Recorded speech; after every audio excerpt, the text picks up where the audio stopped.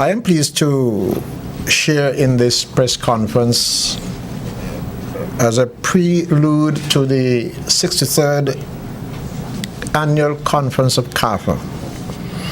And I was pleased to hear Dr. Hospitalis say that Professor Carl Theodore is one of those persons who would be honored at this conference. I'm not sure, Dr. Hospitalis, if you're aware that Professor Carl Theodore is head of a delegation from the University of the West Indies that we have engaged in leading up to the implementation of universal health care through a universal health insurance program. And I also noticed that you also said that there will be over 300 participants. And so I want to suggest that we might have more, because I want to encourage everyone in this federation who may be engaged in healthcare delivery in whatever form to become engaged in what's taking place here in June, and to register and to participate and to present your ideas and your papers on important issues impacting health. This 63rd annual CARPHA Health Research Conference will be held between June 14th and 16th. And it is important for me to acknowledge the fact that we are having this conference on the north of the Caribbean, because the 62nd was held in Guyana all the way to the south. And so it is important that we in the north are joining with CARPHA, teaming up with CARPHA to have this conference here. The theme for 2018 conference is Sustainable Health Systems for Economic Growth, Development, and Wealth. I note the intent to have research papers presented on such priority areas as NCDs, HIV, and health systems, and others. And I just want to note that Sustainable Health Systems for Economic Growth, Development, and Wealth comprises or involves the discussion on topics such as the health insurance systems of our region, health financing, and the financial implications for our region. Indeed, as we hear in St. Kitts and Nevis, certainly the financial implications for individuals in St. Kitts, for families, for insurance companies, and for the government. How do we reconcile the cost of prevention against the cost of cure? It is an important question which we have to consider. And having considered it, determine how we respond to the answers that we get from answering that question, reconciling the cost of prevention as against the cost of cure. It is my considered view that we must come to grips with the cost of poor health in our economies, and especially on our vulnerable poor people. I would posit that there is no good health without sustained attention to health protection, to disease prevention, and health promotion. We have to pay closer attention to conditions in which people are born. We have to pay closer attention to conditions in which they live, in which we all live. Areas where they go for their education, where they learn and play and work. We have to pay closer attention even to where we worship. Because those determinants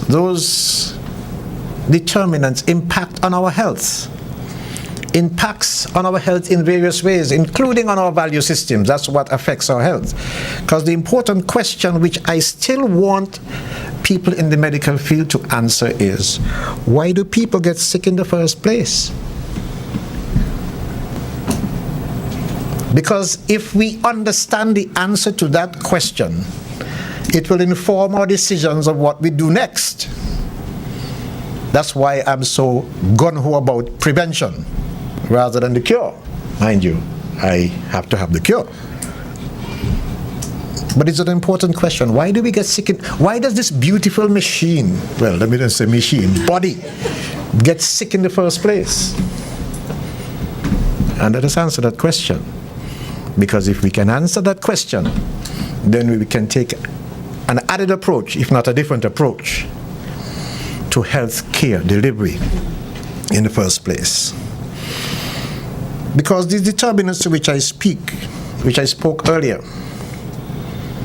where we live, where we play, go to school, we know that they contribute to health, to a deterioration, a degradation of our health. We know that. And despite our knowledge of these truths, we march along each day like the proverbial blind, and we ignore all of these important determinants. We do as we please, and we escalate the level of non-communicable diseases, and we inflict harm on ourselves and even on our children, helpless as they are. That's why some of them are so obese and diabetic. It's not their fault, it's ours. Why do people get sick in the first place? It is a question we have to answer and then respond to the answer.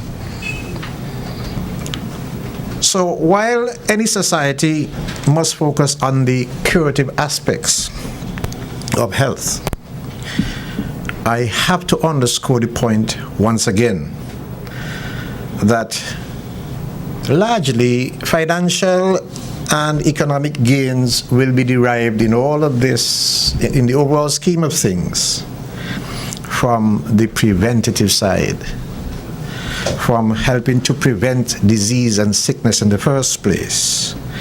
That's where our economic benefits will come from, where we will begin to reduce the burden, the cost effects of sickness in the first place. I am particularly interested, though, in the discussion on universal health care, which I see will come based on the theme, will be something that should be discussed rigorously during this CARPHA conference. Indeed, I also recognize that it is steeped in the agenda of the World Health Assembly meeting in Geneva in May. And while I came here this morning, I was given by the CMO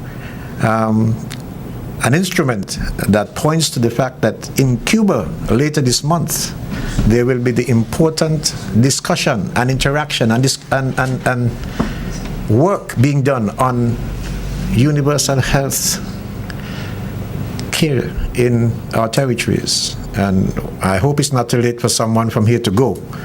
But I think it's important. It's important because of where we in St. Kitts and Nevis are going at the moment.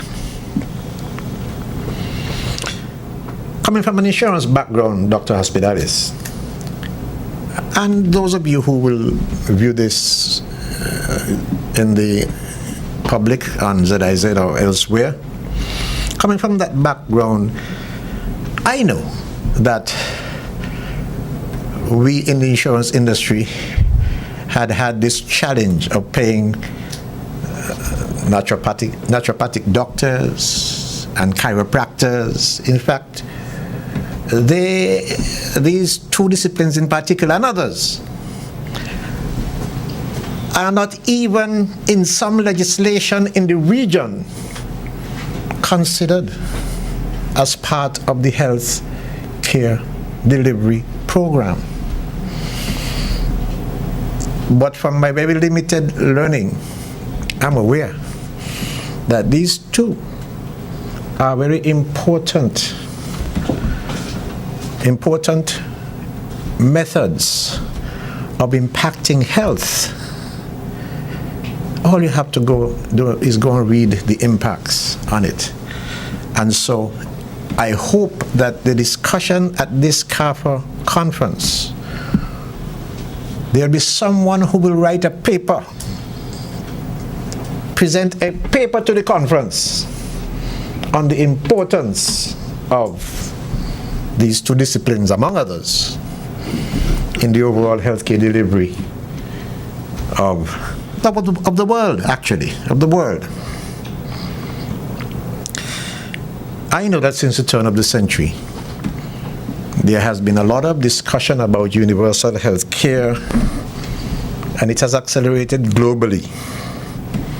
And it's therefore no surprise to me that even the United Nations, in its Sustainable Development Goals, goal number 3 says, ensure healthy lives and promote well-being for all at all ages.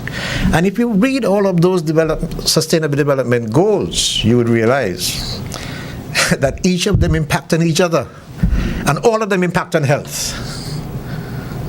Health is at the central theme of the Sustainable Development Goals. Through our nutrition, food security, and so on, health is there. We only have to read them and understand what they are trying to convey to us. You know, 1 John chapter 3 and verse 17 tells us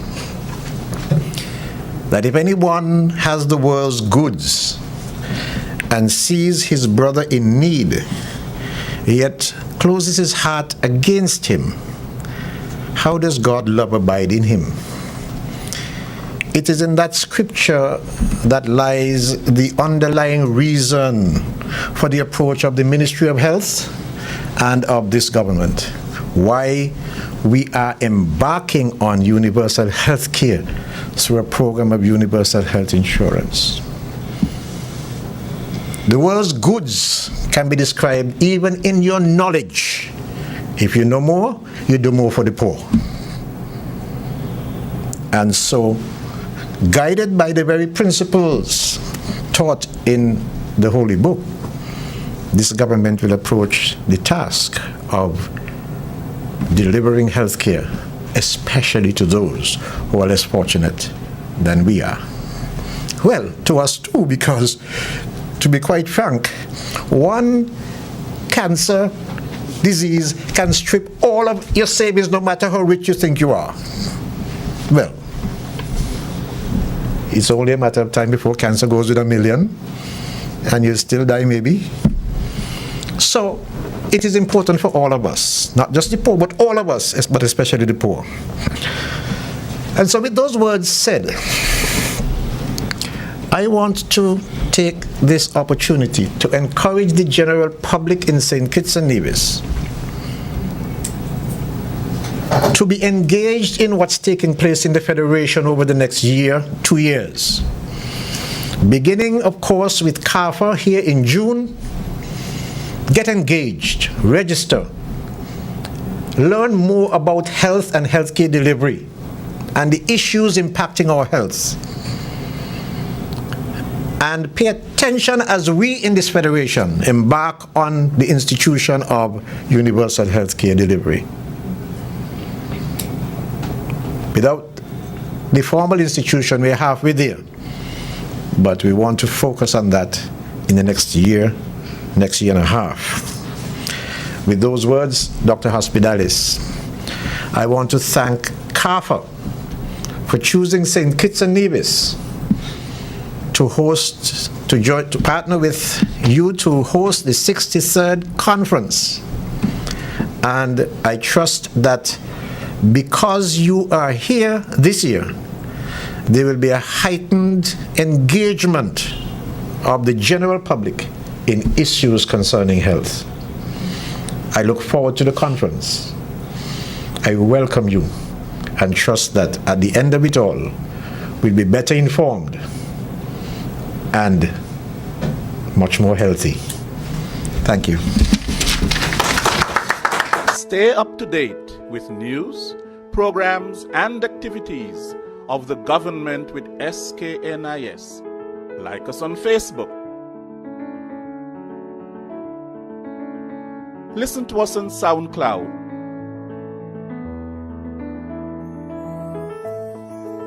Follow us on Twitter. And watch our videos on YouTube. Connect with us today. SKNIS, St. Kitts and Nevis Information Service.